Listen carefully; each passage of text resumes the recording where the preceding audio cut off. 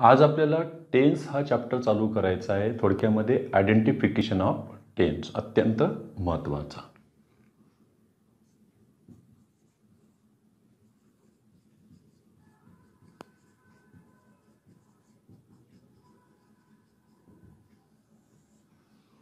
Tense तुम्हाला ओळखायला शिकायचं आहे. नंतर टेन्सचा उपयोग सुद्धा आपण शिकणारच आहोत. आयडेंटिफिकेशन ऑफ टेन्स ओळखायचं म्हटलं तर सगळ्यात पहिले सेंटेन्स मधलं तुम्हाला वर्ब ओळखू येणं आवश्यक आहे. वर्ब ओळखल्याच्या नंतर वर्बच्या आधी येणारा सब्जेक्ट त्याच्याशी त्याचा संबंध लागेलच.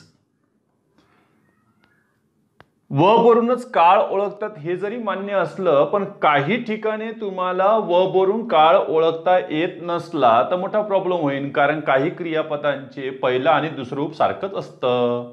काहींचं तर पहिलं दुसरं आणि तिसरं तिन्ही रूपे काय असतात सारखीच असतात. त्यावेळेला तुम्हाला सब्जेक्ट मदत करेल लक्षात ठेवायचं आहे. आणि इथला जर सब्जेक्ट हा सिंग्युलर नाउन किंवा प्रोनाउन असन ही किंवा शी किंवा इट मध्ये तो जास्त मदत करेल तुम्हाला वर्बचा काळ ओळखण्यासाठी.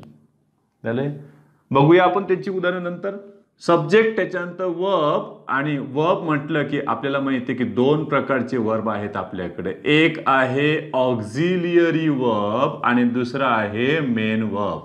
ऑक्झिलरी वर्बलाच आपण हेल्पिंग वर्ब देखील म्हणतो. कारण परीक्षेत येणारी सर्वच उदाहरणं ही असर्टिव्ह सेंटेन्स मध्येच असतात असं काही नाहीये. कारण तुम्हाला प्रश्नार्थी वाक्याचा देखील काळ ओळखता आला पाहिजे. कारण काळ ओळखता नाही आला तर तुम्हाला व्याकरणातले बरेचसे प्रकार पूर्णपणे येणार नाहीत. मग बघा वर्ब याच्यामध्ये आपण जर पाहिली तर रचना असर्टिव्ह तुम्ही रचना जर घेतली असर्टिव्ह सेंटेन्सची तर असर्टिव्ह मध्ये लक्षात येईल की अरे यांच्यामध्ये सब्जेक्ट असतो, सब्जेक्टच्या नंतर हेल्पिंग वर्ब असतं, नंतर मेन वर्ब असतात बाकीचं बघा. आणि इंटरागेटिव्हचा जर तुम्ही अभ्यास केला प्रश्नार्थीचा तर लक्षात येईल की हेल्पिंग वर्ब हे आधी असतं सब्जेक्टच्या आणि त्याच्यानंतर मेन वर्ब क्वेश्चन मार्क. ही रचना लक्षात ठेवायची. ही हेल्पिंग वर्ब आपल्याला फार महत्वाचं. हेल्पिंग वर्ब म्हणजेच कोण याच्यातला ऑक्झिलरी वर्ब. त्याच्यावर जास्त भर देऊया. बघा हे जे वर्ब आहे त्या वर्बचे विभाजन दोन भागात झालेले आहेत. हे तर आपण आधी सुद्धा पाहिलंय फायनाईट नॉन फायनाईटच्या वेळेस. पण इथं आता आपल्याला फायनाईट नॉन फायनाईट ही नावं द्यायची नाही. तर मग कोण येणार यांच्यामध्ये लक्षात ठेवायचं. इथे आले बघा बरं सगळ्यात पहिले ऑक्झिलियरी वर्ब.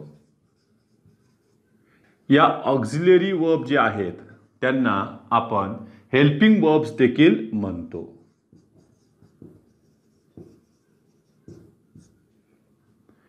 हेल्पिंग वर्ब यांचं काम काय आहे तर यांनी सरळ सरळ टेन्स दाखवावा आणि पुढे येणारे जे काही आहे ते मेन वर्ब. मग टेन्स नुसार आपण यांचं विभाजन करूया. तर तीन काळामध्ये यांचं विभाजन करायचं आहे. पहिलं येईल प्रेझेंट टेन्स, दुसऱ्या नंबरला आहे पास्ट टेन्स, तिसऱ्या नंबरला आहे फ्युचर टेन्स. मग यात बघा प्रेझेंट टेन्स म्हटलं की सगळ्याला माहिती आहे फर्स्ट फॉर्म असणारे वर्बचं, सेकंड फॉर्म असणारे पास्ट मध्ये लगेच इथं first form second form third form असं करायचं नाही. तर फ्युचर मध्ये आपल्याला हे दोन मॉडेल मदत करणारे फ्युचर दाखवायसाठी कोणते कोणते विल किंवा शाल यांच्या पुढे हे लक्षात ठेवायचे की हे वर्बचं काम करतायत पण ऑक्झिलरीचं ते मेन वर्बचं काम करू शकत नाही. विल शालच्या पुढे तुम्हाला वर्बचं मूळ रूप वापरावं लागेल, बेस फॉर्म वापरावे लागेल. थोडक्यामध्ये आपण याला इन्फिनिटिव्ह म्हणतो. याला काल आपण लिहिलं बघा प्रेझेंट इन्फिनिटिव्ह. विल शालच्या पुढे येणार हे कोण कोण असू शकतात तर लक्षात ठेवायचं. आपल्याकडे ऑक्झिलरीमध्ये प्रायमरीमध्ये होते बघा बी, हॅव, डू यांचा उपयोग आपल्याला जास्त इथं होणार आहे. त्यांना आपण पाहूया नंतर. पुढे पहा हे जे आलेले आहेत मेन वर्ब त्यांच्याकडेही दोन भाग पडतायत. हे टेन्स नाही तर हे आस्पेक्ट दाखवतील तुम्हाला सेंटेन्स मधलं. म्हणजे त्याच्यामधली क्रिया पूर्ण आहे की अपूर्ण आहे तेही सांगायचं काम यांचंच आहे. इकडे येईन बघा सगळ्यात पहिले परफेक्ट आणि इकडे टाकलेलं आहे आपण कंटिन्युअस सगळ्यात शेवटी. कारण आपल्या 12 काळापैकी शेवटचा काळ जरी गृहीत धरला ना तुम्ही तरी तो कंटिन्युअस वालाच येतो बघा. फ्युचर परफेक्ट कंटिन्युअस, पण शेवटचे 3 सुद्धा कंटिन्युअस आहे. Present perfect continuous, past perfect continuous, future perfect continuous. शेवटी कंटिन्युअस नाव येतं म्हणून सगळ्यात शेवटी ठेवलं आपण कंटिन्युअस. ताणच नको रचनेसाठी आपल्याला. मग परफेक्ट म्हणजे कोण बघा बरं. इथे आले पहिले रूप, इथे आले दुसरे रूप, मग इथे होईल तिसरे रूप. क्रियापदाचे किती रूप आले? तिसरे रूप. याला ING प्रत्यय नसते. हे परफेक्ट जे काही येईल इथं बघा बरं, वर्बचं थर्ड फॉर्म ज्याला डी प्रत्यय असू शकते, ED असू शकते, टी असू शकते, N असू शकते, EN असू शकते, NE असू शकते. तू म्हणतो भरपूर पसारा आला तिकडं. आणि काहीच नाही तर याला कोणीच नसलं तरीही ते पहिलं रूप, दुसरं, तिसरं रूप काहींचं सारखं असू शकतं. Cut cut cut, shut shut shut, let let let असू शकतात. हे दिले. थोडक्यामध्ये यांना ING नसते. आणि यांची खासियत आहे हे म्हणते आमच्या इथं वर्बला काय लावावं लागेल तुम्हाला? ING जोडावे लागेल. परफेक्ट टेन्स तुम्हाला थर्ड फॉर्म आणायचं असलं तर एक लक्षात ठेवायचं, याच्या आधी तुम्हाला हॅवचे रूप वापरावेच लागेल. हे हेल्पिंग वर्ब असणारे हे नमुने इकडे अभ्यासायचे आहेत आपल्याला. कुठं? ऑक्झिलरीमध्ये. हे फक्त आपण जोडीला सोबतीला ठेवलेलं आहे की याला यायचं असेल तर एकट्याला येऊन जमणार नाही, त्याला जोडीला कोणाला लागेल? हॅवचं रूप कंपल्सरी सोबत लागेल. एक.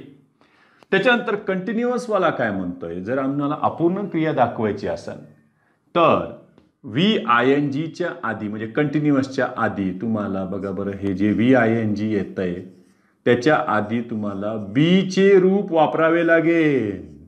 हे याच्यामध्ये हेल्पिंग वर्बचं काम करणार आहे. आणि इथे हेल्पिंग वर्बचं काम कोण करणार आहे? हॅवचे रूप. दोघांकडे वेगवेगळे आहे बघा. बीच्या रूपानंतर VING येईल तर कंटिन्युअसचा जन्म होईल, आणि हॅवच्या रूपाच्या नंतर VING नसेल, थोडक्यामध्ये वर्बचे थर्ड फॉर्म असेल तर परफेक्टचा जन्म होईल. हे आपलं फक्त पात्र परिचय झाला यांचा. मग काय म्हणते सर यांचं काल आम्हाला तिसरं आहे, त्याचं काल VING आहे. हे हॅव आणि बीचा अभ्यास कुठं होणार? तर इकडे होणार आहे. यांच्यामध्ये आपण करूया बघा. सर्वात पहिले घेऊया आपण बी. हे सध्या इथे मूळ रूपात आहे. थोडक्यामध्ये आपण याला इन्फिनिटिव्ह म्हणतो, धातू म्हणतो. बी. चल, बीची रूपे प्रेझेंटमध्ये कोणकोणती आहेत? तर एम, इज, आर. पास्टमध्ये वॉज, वर. फ्युचरमध्ये कोण कोण येईल? विल, शाल. आता काही पुस्तकामध्ये तुम्ही कसं वाचलंस मग? विल शालच्या पुढे V1 असते असं लिहितात ते. हे असं लिहितात V1. V1चा अर्थ काय झाला माहिती आहे का? पहिलं रूप. पहिलं रूप म्हणजे कोण? जे प्रेझेंटमध्ये असते. अनुकयन इथं सांगा. Will am, shall am, will is, shall is, will are, shall are. असं करता येईल का? तर नाही. म्हणून इथं मूळ रूप जे आहे तेच घ्यावं लागेल. हे मूळ रूप जरी फर्स्ट फॉर्म आणि बेस फॉर्म हे 99% सारखे असले तरीही 0.01% ते वेगळे असतात. हे मान्य करावं लागेल आपल्याला. लक्षात ठेवायचं. मग याच्यामध्ये काय? विल शालच्या नंतर तुम्हाला बेस फॉर्म कोण घेतले इथं? बी. मग आपण एक करू ना, याला B1 म्हणूया आणि याला B2 म्हणजे B1 म्हणजे बीची रूपे, बीचं दुसरी रूपे, स्वतः बेस फॉर्म बी. चला पुढे. परफेक्ट म्हटलं तर किती रूप लागणार? तिसरं रूप लागणार. म्हणजे तुम्हाला इथे बीचे कितवे रूप वापरायचे? तिसरे रूप वापरायचे आहे. चला मग बीचे तिसरं रूप करताना BED लावू का? बेड का बीड का बेट? मग त्याच्यामध्ये तयार झालं बघा, बीला EN लागले का? तयार झाले बिन. मग यावरून एक कळालं आम्हाला की बिन म्हणजे परफेक्ट. बिन म्हणजे परफेक्ट. पण एक लक्षात ठेवायचं, प्रत्येक वेळी परफेक्ट टेन्स हा बिनवरून ओळखायचा नसतो. बिन हा त्याच्यातला एक क्रियापद झालंय जे तुम्हाला परफेक्ट टेन्स ओळखीला आणेल. परंतु पॅसिव्हमध्ये 100% बिनवरूनच परफेक्ट टेन्स ओळखला जातो. लक्षात ठेवायचं, पॅसिव्हमध्ये बिनवरून परफेक्ट टेन्स ओळखला जातो. बिन हे झालं बीचं तिसरं रूप. म्हणजे याच्या आधी जोडीला तुम्हाला कोणाचे रूप लागणार? हॅवचे रूप लागणार, हेल्पिंग वर्ब म्हणून. ती जोडीला कायमस्वरूपी. यांचं म्हणणं आहे की इथं कोणीही येऊ, आम्ही मात्र त्याचे रक्षक असणार. भीष्मासारखे राजगादीवर कोणीही बसो, तो तिसऱ्या रूपात पाहिजे, संपलं, आम्ही त्याच्यासोबत राहू, कन्फर्म. किंवा त्या कटप्पासारखे राजपथावर कोणी बसो, कटप्पा त्याला प्रामाणिक. चल या हॅव सोबत बीन आले. पुढे तुम्ही इथे बीचेच रूप वापरले, पण बीला तुम्हाला आता आयएनजी लावावं लागेल, तर तुम्ही बीला आयएनजी जोडले, बीइंग, BEING, बीइंग. त्याचं ई कट करू नका, नाही तर ते बिंग व्हायचं, कोणाला बिंगो व्हायचं. बीइंग आणि त्याच्या आधी तुम्हाला बीचे रूप हेल्पिंग वर्ब म्हणून वापरायची. मग बीची रूपे कोणकोणती आहे? ॲम, इज, आर, दुसरं कोण याच्यामध्ये वॉज, वेअर. याला वापरायचं नाही, कारण बी हे मूळ रूपात आणि बीइंग हे जर तुम्ही पार्टिसिपलमध्ये सोबत नांदत नाही तर. चला मग ह्या बीन बीइंगचा उपयोग खास करून कुठं होईल? तर पॅसिव्हच्या रचनेमध्ये जास्त करून होईल. म्हणून इथं आपण त्यांना महत्त्व देऊया, खास करून कशामध्ये? पॅसिव्हमध्ये. एक बीन ज्याला तुम्ही परफेक्ट म्हणून लक्षात ठेवायचं आहे, आणि बीइंग ज्याला सी फॉर कंटिन्युअस. कंटिन्युअसलाच आपण प्रोग्रेसिव्ह टेन्स म्हणतो, कंटिन्युअसला आपण इनपरफेक्ट देखील म्हणतो. ही सुद्धा त्यांची नावे लक्षात ठेवावीत.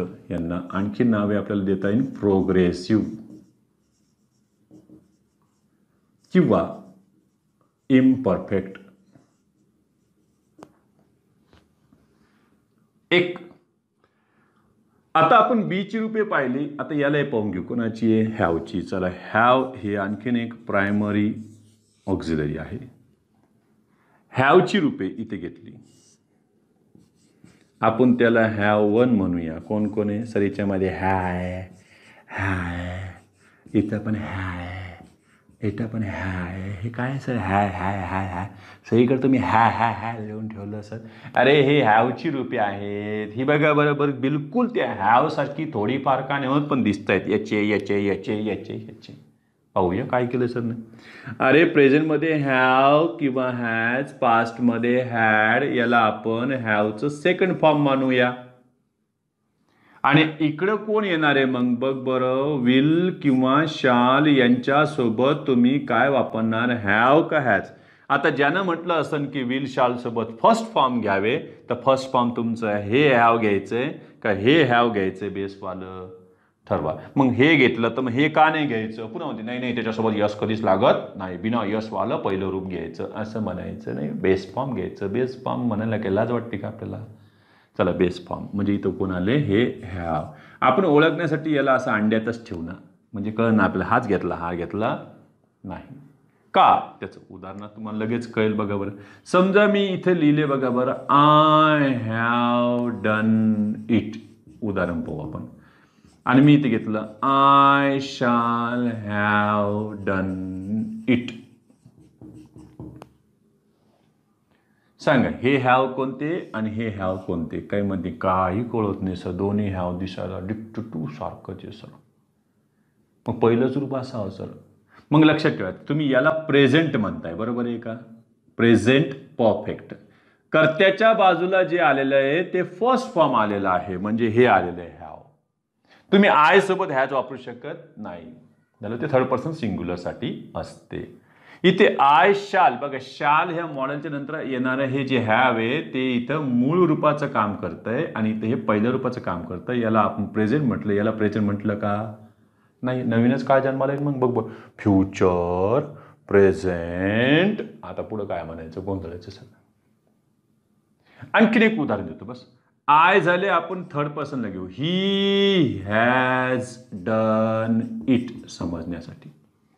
ही सोबत तुम्ही हॅव ने वापरला, का वापरलाय? हॅज, म्हणजे हे प्रेझेंटमध्ये मान्य, हे चालय. आता तुम्ही हीच्या पुढे मॉडेल वापरा विल, आणि आता सांगा इथं तुम्ही काय घेणार? हॅव घेणार आहे का हॅज घेणार आहे? ते सांगा आम्हाला. काय म्हणते? नुसतं हॅज घ्या सर, तुम्ही तुमचं लावून घ्या. वी लावा, व्ही लावा, नाही तर यस लावा, काही लावा तिकडे. पण असं कसं? ही विल काय होणार आहे? ही विल काय म्हणते सर? आमची रचनाच पाठ आहे बघा. ही विल हॅव, हॅवच घ्या सर. रचना पाठ आहे ते मान्य आहे, पण आपण समजून घेतल्या ना तर चुका होणार नाहीत परीक्षेमध्ये, त्रास होणार नाही त्या गोष्टीचा. झालं? इथं तुम्हाला हॅव का घ्यावं लागलं? कारण तुम्हाला इथं बेस फॉर्म घ्यावा लागतो. जरी करता इथं फर्स्ट पर्सन असो, सेकंड पर्सन असो की थर्ड पर्सन असो, काही घेणं नाही त्याच्याशी. काही जण हळूच कुंभत नाही रे, कर्त्याच्या बाजूला असलं ना हॅव घ्यायचं आणि कर्त्यापासून थोडं लांब गेलं की काय घ्यायचं, हॅव घ्यायचं. असं ये तू आता प्रश्नामध्ये येस, तुला आता जीवच घेतो तुझा. तर काही जण लगेच कहतील will he dash done it. आता सांग रे, हॅव घेऊ का हॅज घेऊ, हॅव घेऊ का हॅज घेऊ. परीक्षकाकडे सगळ्या चाली असतात. आता सांगा बरं, हॅव घ्यायचं का हॅज घ्यायचं, हॅव घ्यायचं का हॅज घ्यायचं. मग विल ही काय घेऊ सर, इथं हे लांब लांब होते, हे लांब लांब होते तर हॅव आलं सर. आता हे जवळ आले तर काय घ्या सर, ही हॅज नाही घ्यायचा. परत इथं कोण बसलेलं बघ बरं, विल. विल इकडून नजर टाकतोय याच्याकडं, नेमकी या दोघात काय कुजबूज चाललंय ना. ती जवळ आले की परत ही हॅज होऊ नये. विल आहे ना तिथं, असं कसं. विल मुळे हे काय झाले इथं हॅव, कारण इथं येणारा मेंबर तुम्हाला मूळ रूपात पाहिजे, बेस फॉर्म मध्ये पाहिजे. आले तर एवढं एक छोटासा स्क्रीनशॉट काढून घ्या, पटकन हे पुसून टाकतो.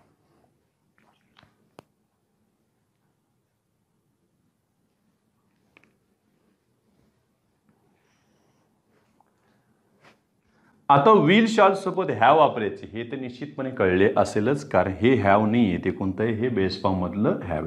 यावे पुढे आपल्याला इकडे निघायचे, हा दुसरा भाग आहे ना. चला, हे इकडचं वेगळं आहे तिकडचं वेगळं आहे रे बाबा. यांना आता इकडून तिकडं जायचंय, कोणाच्या मदतीला, मेन वर्बच्या. यांना घेऊन जाऊ आपण. चला पुन्हा आले.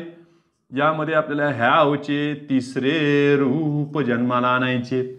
जसं इथं फर्स्ट फॉर्म हॅवचं पहिलं रूप हॅव हॅज, दुसरं रूप काय झालं हॅड, आणि इकडं आता तिसरं रूप काय आणायचं सर. मग हॅवचं तिसरं रूप झालंय हॅड. काय म्हणते सर, हॅवचं दुसरं रूप पण हॅड आणि तिसरं रूप पण हॅड, असं कसं. मग प्लेचं नसते का, प्लेचं दुसरं रूप प्लेड, तिसरं रूप पण प्लेड. हिअरचं दुसरं रूप हर्ड, तिसरं रूप पण हर्ड. का इथं काऊन नाही. मग इथं येणारे जे हॅड आहे ते टेकच्या अर्थानं आपण टेकन म्हणून घेतलेलं आहे, लक्षात ठेवा हॅव. मग हे हॅडच्या आधी परत तुम्हाला हॅवचे रूप हेल्पिंग वर्ब म्हणून वापरायचे. आपल्याला माहिती आहे ह्या सिंहासनावर कोणीही बसो, तिसरं रूप म्हणून त्याच्या मदतीला कोण असणार, हॅवचं रूप असणार. ठरलेली ती रचना परफेक्टची. यावे पुढे आता याला इकडे घेऊन चो. हॅवला ING लावता येईल का, तर हो लावता येईल, पण हे कोणत्या अर्थानं लावता येईल, टेकिंगच्या अर्थानं लावता येईल. त्याच्या आधी परत बीची रूपे इथं हेल्पिंग वर्ब म्हणून काम करणार. काय म्हणतात ना की he was phone rang, he was taking tea when the phone rang. जेव्हा तो चहा घेत होता तेव्हा फोन वाजला. कुठंही हॅव्हिंग वापरायचं नाही, नाही तर पुन्हा म्हणतील आय एम हॅव्हिंग 2 फ्रेंड्स, असं म्हणायचं नाही. आय हॅव 2 फ्रेंड्स असं म्हणायचं. कुठंही हॅव्हिंग चालणार नाही. हे आले कशाची, हॅवची. मग काय म्हणते सर, हे जर सोबत आलं तर का, येऊ दे ना. मग समजा एखाद्या परीक्षेला आलं की ही हॅड टी. अरे तुम्ही म्हणता काय दिलं सर ना, हे ही हॅड टी, सॉरी दोन्ही पण हॅड सर दोनदा हाडं आलं, प्रिंटिंग मिस्टेक झाली वाटतं सर त्याची. तसं नाही, हे तुमचं पास्ट आहे आणि हे तुमचं परफेक्ट आहे, हे विसरू नका. हे पास्ट परफेक्ट म्हणजे त्याने इतका चहा घेतला की त्याला वीट आलाय चहाचा. ही हॅड ती अति झालाय. यावे आता अत्यंत महत्वाचं आहे ते म्हणजे डूची रूप. आणि डूच्या रूपांचं वैशिष्ट्य असं आहे की ती जेव्हा हेल्पिंग असतात तेव्हा ती दिसतच नाही, ती त्या वर्बच्या अंगात घुसलेली असतात. मग आता एक सोपी पद्धत, डूचे रूप आहे की नाही एवढं तर ओळखू ना. मग ते डू एक डज एक डीड येते नंतर. पहिले वर्ब सोबत जर दुसरं कोणतंच क्रियापद नसेल क्रियावाचकाच्या सोबत, समजा ॲम आर वॉज वेअर, तुम्हाला हॅव हॅज कोणीच नाही, मॉडल कोणीच नाही दिसायला, त्या समजायचं त्याच्या अंगात 100% डूचं रूप आहे. चला मग आता हे डूचे रूप असेल तर हे काय करतील सर, हे डूचं रूप आहे. पहिलं डू, पहिलं परत डज, इकडे कोण आले डीड. मग इकडे कोण येणार, विल शाल सोबत सर डू. अरे डू म्हणजे काय असणार आहे, एखाद्या क्रियावाचकामध्ये हे मिसळलेलं असेल, एवढं लक्षात ठेवायचं.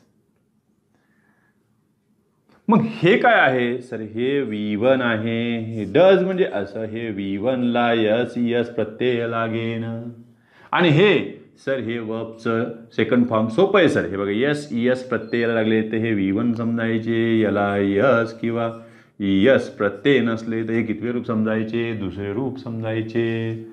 ते म्हणतात सर काही सांगतात, हे यस यस असले तर पहिलं रूप, नसलं तर दुसरं रूप. सर याला पण नसतं ना मग यस यस. माझं म्हणणं आहे इथं हे चिन्ह आपण विकल्पाचं वापरलेलं आहे, ऑब्लिकचं. याचा अर्थ एकाच कर्त्यासोबत हे दोन कसे वापरले जातील. इथंही विकल्पाची चिन्ह टाकली तर एका कर्त्यासोबत हे तिघं येतील का, मला सांगा. आय एम असतं, आय इज असतं का,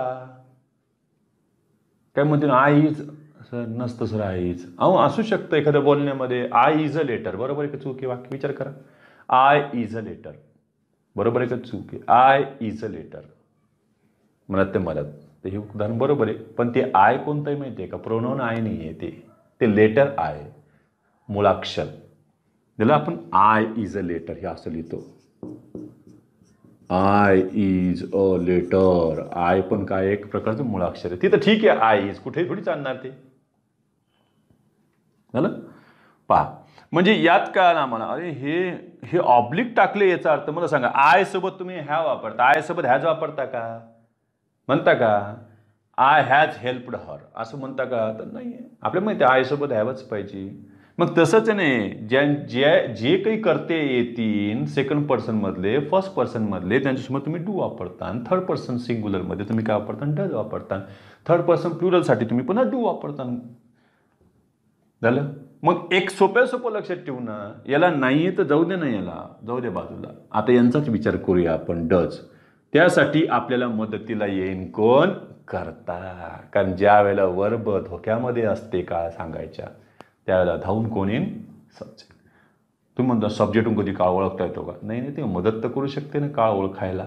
पहा बरं, समजा तुम्ही दिलेला करता, आपण वरच लिहिले बघा बरं, तो सिंग्युलर नाऊन असेल, बघा बरं का, करता कसा आहे, सिंग्युलर असेल. नाऊन असेल किंवा प्रोनाऊन असेल, ही किंवा शी किंवा इट यांच्यामध्ये असेल, आणि यांच्यासोबत तुम्हाला दोन प्रकारचे क्रियापद दिसलेत, एका वाक्यात वेगळे एका वाक्यात वेगळे.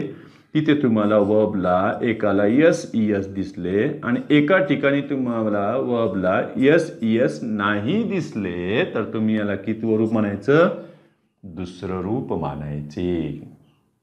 थोडक्यामध्ये याच्यामध्ये सहाय्यक क्रियापद डज आहे, तर याच्यामध्ये सहाय्यक क्रियापद डीड आहे.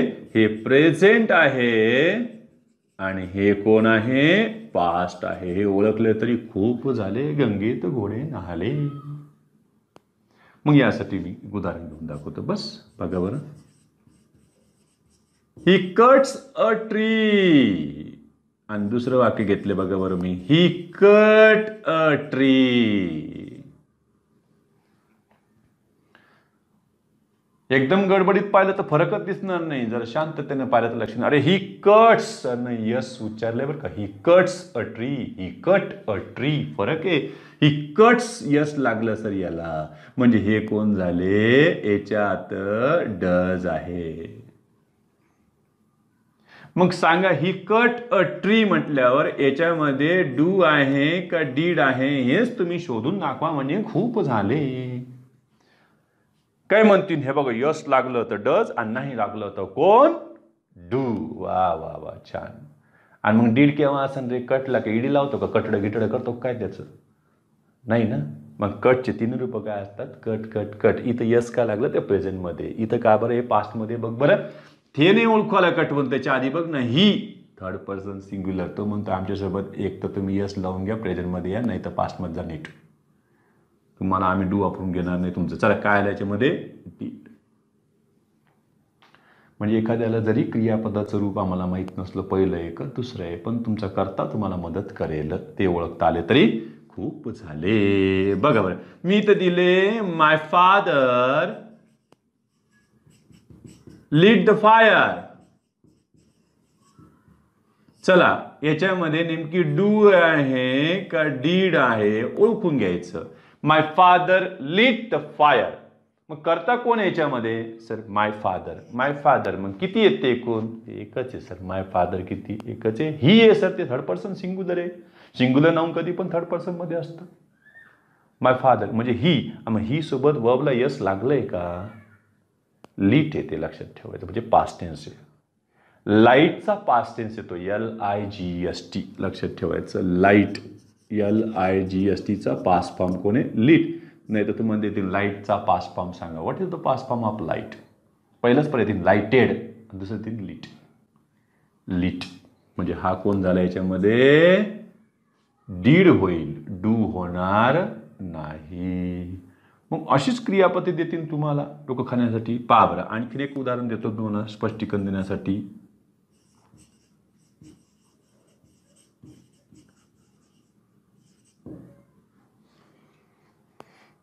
याला वाचलं तरी खूप झालं.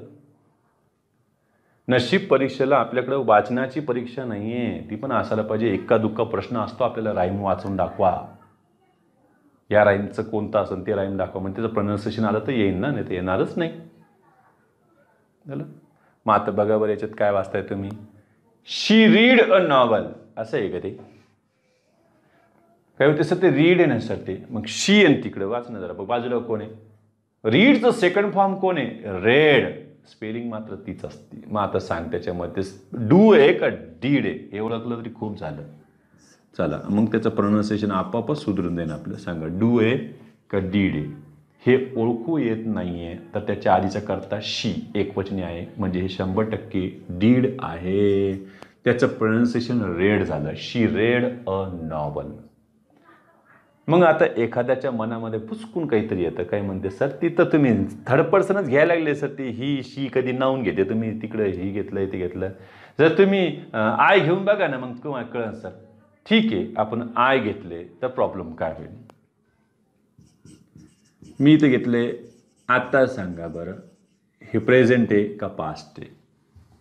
तर हे उदाहरण संदिग्ध झालेत बघा. इथं डू पण चालू शकते डीड पण चालू शकते. I read a novel I read a novel. झालं म्हणजे सिंपल प्रेझेंट येऊ शकतं सिंपल पास्ट पण त्यामध्ये दिलं बघा I dash a novel yesterday. आता तुमचं लक्ष त्या READ ह्या वर्बकडे नसन. तुमचं सगळं लक्ष त्या यस्टरडेकडे जाईल. यस्टरडेकडे गेलं म्हणजे काय राहिलं मला सांगा ना. ॲडव्हर्बियलनं तुम्हाला मदत केली काळ ओळखायला तर मग धोकाच कुठं आला याच्यामध्ये. झालं मग ती तुम्ही लगेच I read a novel yesterday सहज वाचता. नाही वाचलं तरी काही जण वाचून मोकळे I read a novel yesterday. वा तिकडे यस्टरडे वाचलं आणि इकडे रीड वाचतोय. इथं रेड वाचावं लागेल. झालं म्हणून मी म्हणतो ना नशीब येते वाचन विचारत नाही तर लक्षात म्हणजे या ठिकाणी तुमचं डू पण बरोबर आहे डीड पण बरोबर आहे. काही कन्फर्म काळाचं होत नाही म्हणजे आय वी यू दे आल्यावर थोडंसं टेन्शन कमी होईल. पण ही शी इट किंवा एकवचनी नाम असेल तर 100% तुम्हाला मदत होईल. आणि परीक्षक 100% अशीच उदाहरणांची निवड करतो थर्ड पर्सन सिंग्युलर सोबत.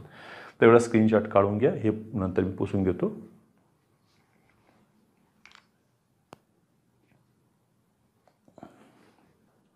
यांना आपण पुढे घेऊन जाऊया. चला हे झालं डूचं पहिलं रूप हे झालं सेकंड फॉर्म आणि हे झालं बेस फॉर्म. आता इकडे आलोय आपण. चला डूचं आपल्याला थर्ड फॉर्म करायचं आहे तर डूचं थर्ड फॉर्म कोण होईल डन DONE. हे डन म्हणजे सरळ सरळ क्रियावाचक क्रियापदाचं किती रूप राहील तिसरं येईल जर त्या ठिकाणी आले तर. झालं मग यापुढे परत आपले हे टप्पा आलेलेचे मदतीला यांच्यासाठी स्पेशल कोणी येऊ त्या पदावर बसणार. आपल्याला काय करायचं हॅवला तर मदत करणंच आहे त्याला. चला परफेक्ट झालं. आणि इकडे तुम्ही डूला काय लावले ING. परत मदतीला कोण आले इथे बीचे रूप हेल्पिंग वर्ब म्हणजे 2 टप्पे आहेत आमच्याकडे तिकडे. झालं यांची मदत होईल. जर तुम्ही इकडं राईट शब्द घेतला असता write base form write WRITE write. इथं राईट घेतलं असतं इथं राईटला यस लावलं असतं राईट्स केलं असतं. इथं रोट इथं विल राईट शाल राईट. जर तुम्ही त्याच्यामध्ये क्रियावाचक क्रियापद टाकले तर डूच्या जागेवर. तर मी सांगतोय बघा इथं काही हॅव राईटचं तिसरं रूप रिटर्न हॅव रिटर्न. बघ बरं हे आलं असतं.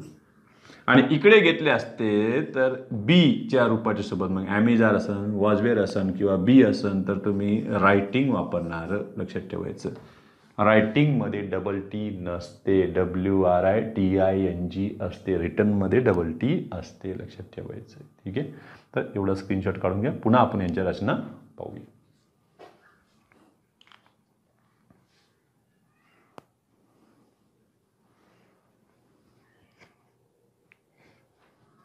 काय म्हणतील का सर फक्त डायग्रामवरच आपल्याला काळ समजेल का? तर हो समजेल. आपण त्या डायग्रामला आता आपण एकत्रीकरण करूया म्हणजे कळेल आपल्याला.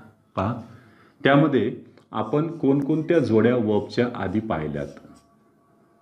2 शब्द येऊन क्रियापद तयार करतायत असं कुठं कुठं येत झालं. त्यातल्या आपल्या बघा रबने बनादी जोडी कोणती होती त्याच्यामध्ये सगळ्यात पहिले बघा बरं. पहिली जोडी आपण अभ्यासू ती म्हणजे बीच्या रूपासोबत म्हणजे बीचे जे काही रूप येईल त्या बीच्या रूपासोबत जोडीला कोण पाहिजे VING. म्हणजे ही पहिली रबने बनादी जोडी आहे ती बीच्या रूपासोबत कोण पाहिजे ING. चला दुसरी एक जोडी अभ्यासली आम्ही ती म्हणजे हॅवचे रूप येईल त्यांच्यासोबत तुम्हाला वर्बचं किती रूप वापरावं लागेल? 3 रूप वापरावं लागेल. याला ING प्रत्यय नसते रे. ही दुसरी जोडी आहे. 2 जोड्या झाल्या रबने बनादी जोडी. मग यावरून एक आपल्याला कळतंय काय की हॅव सोबत तुम्ही वर्बला ING वापरू शकत नाही. म्हणजे लक्षात घ्या याची जोडी याच्यासोबत लागू शकत नाही. हे तर ठरले चुकीचा पॅटर्न झाला. परीक्षक द्यायला काय देऊ शकतो काही पण झालं. मग काही जण हळूच विचारतील सर याच्यासोबत हे नाही आले पण याच्यासोबत हे येऊ शकतं का हो सर? येऊ शकतं. बघा म्हणजे एक असं बी आणि त्याची बायको VING आणि इकडे हॅव आणि त्याची बायको V3. हे दोघं शेजारीच राहायचे 2 फॅमिलीज. पण हे दोघं जास्तच पार्ट्या आर्ट्याला चालले सोबत पार्ट्या आर्ट्याला चालले. हे जे आहे याचा आणि याचा बहीण भावासारखंच रिलेशन होतं बघा झालं. पण हे जरा कार्टून होतं. हे आणि हे हिला फूस लावून गेलं पळवून घेऊन. बघा पळवून घेऊन गेले तर काय झालं माहिती आहे का? हे बघा बीचे रूप आणि त्याच्यासोबत कितवं 3रं असं जे जन्माला आलं ते पॅसिव्ह वॉइसमध्ये गेले. कुठे गेले? म्हणजे त्यांचं खानदानच वेगळं निघालं. गेले पळून ते झालं. हे असा प्रॉब्लेम होतो. बी सोबत V3 आले तर काय होऊन जाईल? पॅसिव्ह वॉइस जन्माला येईल. मग इथे हे जे V3 आहे हॅव सोबत येणारं V3 आहे याला परफेक्ट आडनाव होतं हिला. हे आडनाव कोणामुळे होतं? हॅवमुळे होतं. आणि ही याच्यासोबत पळून गेल्यावर हिचं जे आडनाव होतं परफेक्ट ते निघून गेलं हो. मग आता एक तर आलं असं ना लक्षात की हॅवच्या रूपासोबत येणारं V3च परफेक्ट असतं. हॅवचं रूप जर नसेल आणि बीच्या रूपाच्या नंतर 3रं रूप येत असेल तर त्याला परफेक्ट म्हणता येणार नाही. साधी सोपी गोष्ट आहे. लक्षात ठेवायचं. तर आपण एकेकाला मैदानामध्ये घेऊया यावे. चला बीचे रूप सर्वात पहिले पहिली जोडी रबने बनादी जोडी. बीचे रूप त्यासोबत येणारं VING. पण VINGचं कन्फर्म करून घ्यायचंय ते नाऊनचं काम करणारं नसावं. काल आपण शिकलो बघा जेरंडचं देखील काम करू शकते. मग यासाठी आपली मराठी माय मराठी फार मदत करते. ते म्हणजे इथं धातूला मराठी ट्रान्सलेशन करताना त प्रत्यय लागलं तर समजायचं ही क्रियापद अन्यथा नाही. तरच याला आपण काय म्हणणार कंटिन्युअस. आणि हे am is are was were will be shall be हे दाखवायचं काम यांचं. म्हणजे यांना प्रेझेंट दाखवायचं पास्ट दाखवायचं फ्युचर दाखवायचं काम यांचं. कोणाचं? बीच्या रूपाचं. लक्षात ठेवायचे तिघही एकदाच सोबत नसतात. एक in present continuous past continuous future continuous त्या पद्धतीनं. चला बीची रूपे आपण घेतली. कोणती आपल्याकडं? ॲम इज आर आले. चला त्याच्यामध्ये दुसरा वॉज वर, 3रा विल किंवा शाल सोबत बी आणि ह्या तिघांच्या समोर कोण आले? VING आले. Present continuous past continuous future continuous. काय म्हणते बघा, हे फ्युचर कंटिन्युअस. सर बोट कुठे होते? Future continuous. याला घेतलंय काय सर ना टेन्स सांगताना? Future continuous. कारण VING काय म्हणते की जर बीचं रूप असेल तरच मी नांदाला येईन, नाही तर येणारच नाही. मायला नाही तर बीचं रूप शेवटी बेस फॉर्म. विल शाल म्हणते आम्ही जर घेऊ शकत नाही, वाजवेळ तर शक्यच नाही. मग आम्हाला मूळ रूप तर द्या बी, बस संपलं बी. मग त्याच्यामध्ये उदाहरण आपण घेतलं बघ बरं. He is reading a novel. Is present, reading continuous, C for continuous. तो कादंबरी वाचत आहे. तो कादंबरी वाचत आहे. वाचत आहे याचा अर्थ हे 100% कंटिन्युअस टेन्स आहे. वादच नाहीये, गोंधळ करून घ्यायचा नाही. चल पुढे. शी वॉज बीटिंग हिम. अरे ती त्याला चांगलं चोपत होती. चला याच्यामध्ये वॉज हे झालं याच्यातलं पास्ट आणि बीटिंग झालं याच्यातलं कंटिन्युअस टेन्स. तिसरे घेतले याच्यामध्ये बघ बरं. She will be watering the plants. अरे काय करत असेल ती? झाडांना पाणी घालत असं, रोपट्यांना पाणी घालत असेल. हे झालं फ्युचर, हे झालं कंटिन्युअस. मग याचं काय काम आहे? ते याच्यासाठी चाललेलं आहे. कोणासाठी आहे? जर हे नसतं मध्ये तर फ्युचर कंटिन्युअस तयार झाले नसते. विल शॉल सोबत तुम्हाला VING वापरता येणार नाही. चला हे फक्त मूळ रूपाचं काम करतंय इथे इन्फिनिट म्हणून. मी आणखी एक तुम्हाला उदाहरण दिले बघ बरं. My hobby is reading. काय म्हणते sir? Am is are VING present continuous, is VING present continuous. तसं कसं होईल? अर्थ पाहून आपण.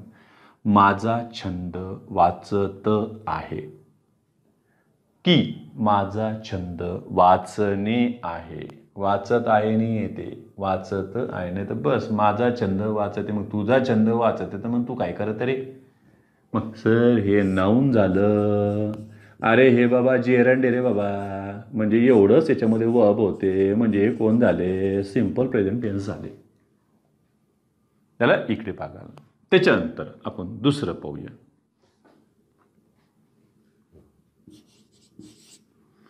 बी नंबरची जोडी कोणती होती? रबने बना दी जोडी दुसरी आहे. हॅवचे रूप याच्यासोबत कितवं रूप पाहिजे? तिसरं रूप पाहिजे. याला ING प्रत्यय नसते, लक्षात ठेवा. हॅव सोबत VING येत नाही, आपण पाहिलेलं आहे पुढेच. याला आपण परफेक्ट केव्हा म्हटलेलं आहे? त्याच्या आधी हॅवचं रूप आले तर. आणि हॅव हे काम करणारे प्रेझेंट दाखवायचं किंवा पास्ट दाखवायचं किंवा फ्युचर दाखवायचं, हे काम कोणाचं आहे? हॅवच्या रूपांचं. चला हॅवची रूपे कोणकोणती आपल्याकडे बघ बरं. हॅव हॅज प्रेझेंटमध्ये आहे, हॅड पास्टमध्ये आहे, मॉडेलमध्ये कोण आले? विल किंवा शाल. काय घ्यायचं सांगा इथे. आणि वर्बचं कितवं रूप आहे? तिसरं रूप. याला तर आपण परफेक्ट हे नाव द्यायला सुरुवात केली. हे सोबतीला आहे. मग सांगा इथे हॅव घ्यायचं का हॅज घ्यायचं? सर नुसतं याचे लिहून ठेवलंय रे. Have has, have has. काय घ्यायचं? विल शाल सोबत काय घ्यावं लागेल तुम्हाला? बेस फॉर्म हॅव घ्यावे लागेल. चल यांचे आपण एक्झाम्पल्स.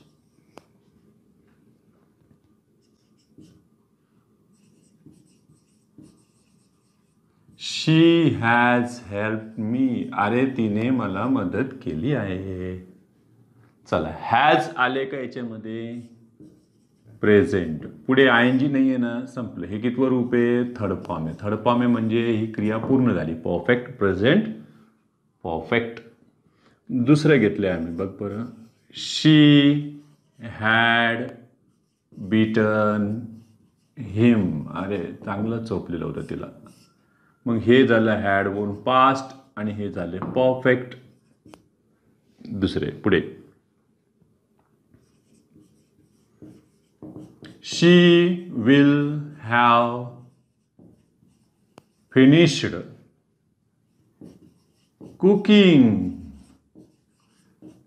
by then तेव्हापर्यंत तिनं काय केलेलं असेल, अंदाज व्यक्त केलाय भविष्यात पूर्ण होणाऱ्या क्रियेचा, तर तिनं स्वयंपाक पूर्ण केलेला असेल. मग चला याच्यात काय आलं, हे फ्युचर.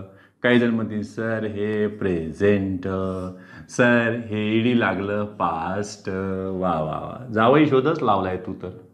सर बघा सर मी तिन्ही काळ एकत्र नांदवायला लागला. बघा बरं काय शक्य नाही ते, अशक्य काही असतं का भारतीयांसाठी? तर काहीच नसतं सर. छान. हे फ्युचर, ते प्रेझेंट, पास्ट. आतापर्यंत सरलाच माहीत नव्हतं हे. बरं झालं तू माहीत करून दिलंस. असं काही सोंग करायचं नाही. 3 काळ सोबत नांदत नाही. आपल्याला माहिती आहे प्रेझेंट, पास्ट आणि फ्युचर एकत्रच एकाच वेळेला. वा, हे फ्युचर आहे, याला तू प्रेझेंट म्हणायचं नाही रे. हे पठ्या इन्फिनिटिव्ह आहे, त्याला काळच नसतो. तो याच्या मदतीला आलेला आहे. कितवं रूप आहे? तिसरं आहे. म्हणजे कोण आहे? हे परफेक्ट आहे. हे झालं फ्युचर परफेक्ट टेन्स. आता विचार करूया आपण सी. मग तिसरी जोडी तर कोणती? तर पॅसिव्ह मध्ये, ते नाही घ्यायचं आपल्याला. तिघच्या तिघं सोबत नांदू शकतात का? बी, हॅव आणि डू यांची रूपे. मग ती हेल्पिंग असो का मेन वर्ब असो, पाहूया आपण. चला तुम्ही हा विचार करा की हॅवचे रूप आले, त्यापुढे बीचे रूप आले आणि त्यापुढे डूचे रूप आले. असं होईल का? का नाही होणार? 3 पक्ष एकत्र नाही येऊ शकत का? येऊ शकतात. महाराष्ट्रात शक्य आहे, जगात कुठं नाही, पण महाराष्ट्रात मात्र शक्य आहे. बघा चला, मग हे तिघांनी एकत्र येऊन केलंय का? हो, बघ बरं. अरे हे डूचे रूप शेवटी आले तर हे कंटिन्युअस दाखवायसाठी वापरले जाईल. त्याला कंटिन्युअस साठी आले. चला, म्हणजे इथं तुम्ही डूचं आयएनजी वालं रूप वापरलं. थोडक्यामध्ये इथं कृतीवाचक क्रियापदाच्या मूळ रूपाला आयएनजी प्रत्यय लावावे. नेहमी नेहमी काही डुईंग थोडीच येणार आहे तिथं. कधी रायटिंग येईन, कधी लिव्हिंग येईन, कधी स्टेईंग येईन, कोणी ना कोणतरी येईन तिथं प्लेईंग येईन. चला, आयएनजीचं म्हणणं आहे, कंटिन्युअसचं म्हणणं आहे आमच्या आधी बीचं रूप पाहिजे. कोणतं रूप पाहिजे? बीचं. आणि हॅववाले म्हणतात आपल्या समोर तिसरं रूप पाहिजे. मग ते कोणाचं असो काही फरक नाही पडत आम्हाला, पण तिसरं रूप पाहिजे तरच परफेक्ट जन्माला येणार नाही. बघा हॅववाला म्हणतो आमच्या पुढं तुम्हाला कितवं रूप घ्यावं लागेल? तिसरं. म्हणजे परफेक्ट तयार करायचं असेल तर तिसरं घ्यावे लागेल. मग कोण आणायचं? आणि डुईंगवाल्याचं म्हणजे आयएनजी वाल्याचं म्हणणं आहे आमच्या पुढं तुम्ही बीचंच रूप द्या. कोणतंही दिलं तर चालेल, पण बीचच द्या. ठीक आहे. मग मध्यस्थी झाली आणि काय जन्माला आले? बघ बरं इथं बीन आणि पुढं डुईंग म्हणजे वर्बला आयएनजी. कोणत्याही वर्बला तुम्ही आयएनजी लावू शकता. आणि मग बाकी टेन्स कोणी दाखवायचे? तर यानं दाखवायचे. यानं प्रेझेंट दाखवायचा, यानंच पास्ट दाखवायचं, यानंच काय करायचं? फ्युचर दाखवायचं विल शॅल सोबत येऊन. झालं. म्हणजे यांच्यामध्ये रचना आल्या. परत एकदा बघ बरं. हॅव किंवा has. पास्टमध्ये had.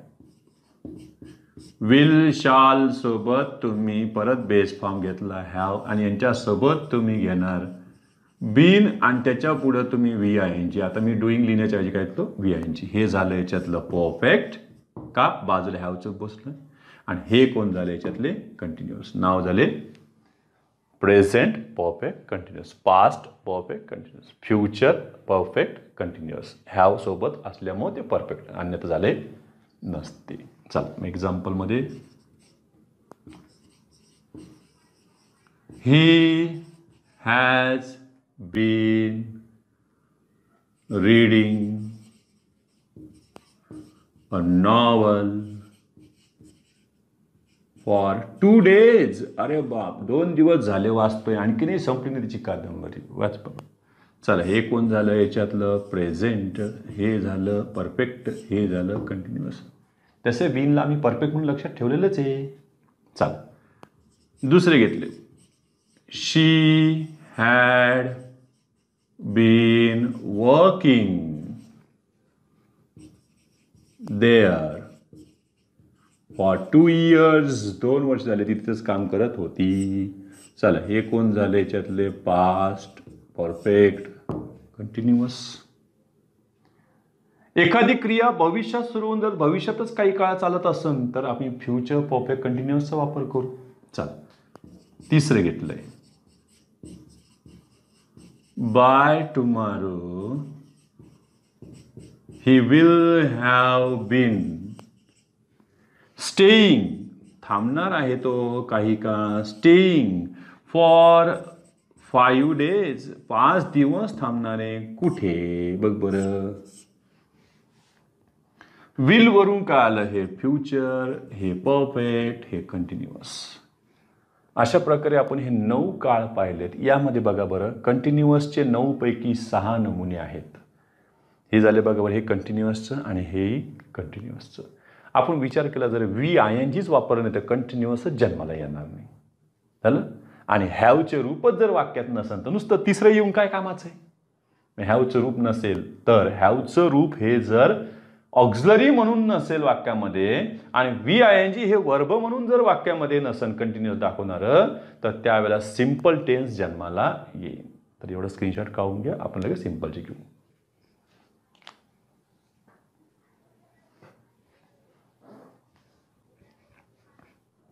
Number D, simple tense बघायची आपल्याला. मग ते प्रेझेंट आहे का, पास्ट आहे का, फ्युचर. ह्या सिंपल टेन्सलाच तुम्ही इनडेफिनाईट टेन्स देखील म्हणता. म्हणजे ते निश्चित काही तुम्हाला कृती दाखवत नाही आहे, कम्प्लीट आहे काही इनकम्प्लीट आहे त्यांचं काही दाखवत नाही. सिंपल टेन्स म्हणजे बघा, वाक्यात हॅवचे रूप ऑक्झिलरी वर्ब म्हणून कार्य करत नसेल, याचा अर्थ हॅवचं रूप मेन वर्ब म्हणून चालेल याच्यामध्ये. ते फक्त हेल्पिंग वर्ब नसलं पाहिजे, ऑक्झिलरी वर्ब नसलं पाहिजे. बघा, कार्य करत नसेल व VING हे कंटिन्युअस टेन्स दर्शवणारे वर्ब नसेल. म्हणजे ते नाउन म्हणून चालेल तुम्हाला, जेरंड म्हणून. म्हणजे वाक्यात हॅवचे रूप ऑक्झिलरी नसावेत आणि VING हे वर्ब नसावे, वर्ब म्हणून नसावे. ते वाक्यात त्यांचं स्थान चालेल पण ते वर्ब म्हणून नसावे. नसेल तर सिंपल टेन्स असतो. स्ट्रक्चर मधून जाऊया आपण, म्हणजे लक्षात येईल. बघा, सिंपल आपल्याला 3 प्रकारचे सिंपल. सिंपलला आपण इंडेफिनाइट देखील नाव दिलेलं आहे. बघा, simple present, simple past, simple future. त्याला आपण present indefinite, past indefinite, future indefinite असे नावं देऊ शकतो. प्रेझेंट म्हटलं तर आपल्याला माहिती आहे की अरे इथे जर क्रियावाचक क्रियापद असेल तर वर्बचं पहिलं रूप किंवा वर्बच्या पहिल्या रूपाला तुम्हाला यस यस लागून, हे कोणासाठी आहे, थर्ड पर्सन सिंग्युलरसाठी आहे. आणि पास्ट म्हटलं की आपल्याला माहिती आहे की अरे याला यस किंवा यस प्रत्यय नसते, सेकंड फॉर्म असते, सेकंड फॉर्म असते. आपण यांचा जास्त संबंध लावायचा असतो, ते आपण आधी सुद्धा पाहिलंय. आणि फ्युचर तर काही चान्सच नाहीये. विल किंवा शाल सोबत तुम्हाला बेस फॉर्म वापरायचा आहे. इतकंच नाही तर तुम्ही एम, इज, आर हे मेन वर्ब असतील तरीही सिंपल प्रेझेंट बनेल. हॅव, हॅज हे पण मेन वर्ब असतील तरी सिंपल प्रेझेंट बनेल. चला, वॉज किंवा वर हे मेन वर्ब असतील तर तुमचा सिंपल पास्ट जन्माला येईल. हॅड हे मेन वर्ब असेल तर काय जन्माला येईल, सिंपल पास्ट जन्माला येईल.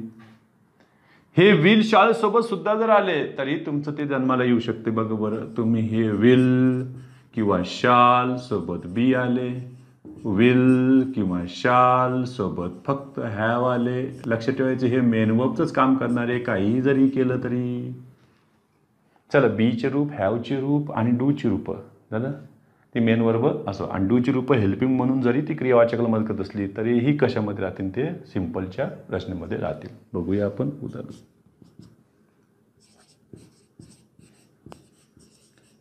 शी लेट्स मी गो होम, ती मला नेहमी परवानगी देते. आणि मी असं लिहिलं की शी लेट मी गो होम. आता काय झालं या दोघांमध्ये बघा बरं. सर यांच्याकडे करता सगळ्यात पहिली गोष्ट थर्ड पर्सन सिंग्युलर आहे आणि याच्यासोबत इथं यस लागलेलं, इथं यस लागलेलं नाही. सर इथं डज आहे आणि इथं डू आहे. वा झालं. एवढं सांगून काय झालं शेवटी? पालत्या गडावर पाणीच. आजचा गोंधळ बराच होता म्हणतील. सांगा ह्याच्यात काय आहे? यस लागलं डज आहे, याच्यात यस लागलं नाही म्हणजे डू आहे का डीड आहे. तर याच्याकडे लगेच बघायचं, हळूच कोणी याच्याकडे बघायचं, बाजूवाल्याकडे पाहून सांगायचं डीड आहे. सर लेटचं सेकंड बॉम्ब लेटच आहे, डीड. म्हणजे इथं कोण बसलेला आहे? Simple past. आणि यांच्याकडे डज म्हटलं तर हा कोण झाला? Simple present. मी तर दिलंय sugar cost ₹40 in our town. ₹40 per kg in our town. कॉस्टला काय लागलं सर? यस लागलं सर कॉस्टला. यस.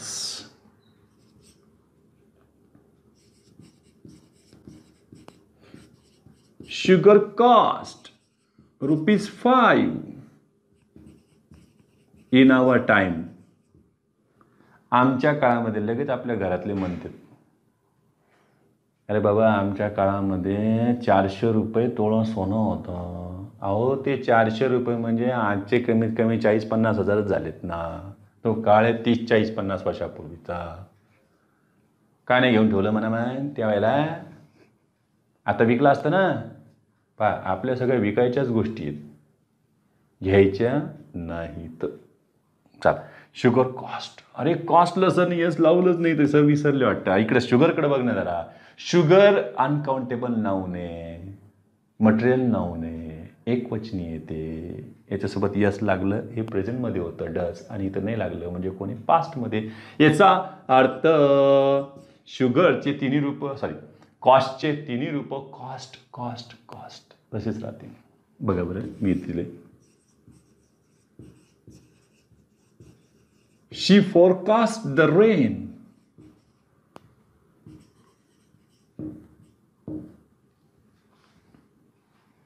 Forecast foretell. आधीच सांगणे, आगाऊ माहिती देणे, भविष्यवाणीच करणे. मग सांगा सर याच्यासोबत यस लावलंच नाही सर. तुम्ही नाही लावलं म्हणून काय तू परीक्षेमध्ये आपण लावून लिहिणार आहे का? तिथं ते परीक्षकाने दिलं तसं. ते एररसाठी दिलेलं नाही आहे, तुला फक्त काळ ओळखायसाठी दिलंय. तू ओळख. मग याच्यामध्ये बघा शी सोबत यस लागलंय का? नाही आहे. मग सांग याच्यात डू आहे का डीड आहे? तर हळूच कोण याला पाहायचं. अरे थर्ड पर्सन सिंग्युलर आहे म्हणजे कोण नाहीये? डू नाहीये, डीड आहे, सिम्पल पास्ट आहे. लक्षात ठेवायचं, ज्याला सिम्पल पास्ट ओळखता आले त्याचे बरेच ठिकाणी प्रश्न सांगायचं. क्वेश्चन टॅग विचारला काय केलं असतं? डोंट शी का डिडंट शी? उत्तर डिडंट शी. याचं जर त्याने शी फोरकास्ट द रेनचं तुम्हाला व्हॉइस करायला लावलं असतं तर काय केलं असतं? द रेन लगेच आपण केलं असतं the rain is forecast bye her, the rain was forecast bye her.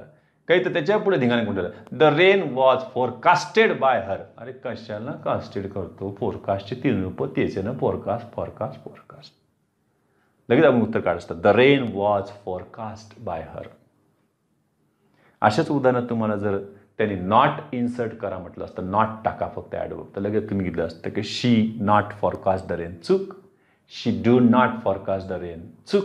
She did not forecast the rain. हे बरोबर. नकार टाकायसाठी सुद्धा उपयोगात येईल, क्वेश्चन टेकसाठी उपयोगात येईल, व्हॉइससाठी उपयोगात येईल. इंडायरेक्ट स्पीच कुठं कुठं नाही, सगळीकडे हे उपयोगामध्ये येईल. टेन्स पक्का पाहिजे, लक्षात ठेवायचं. टेन्स ओळखता आलं पाहिजे.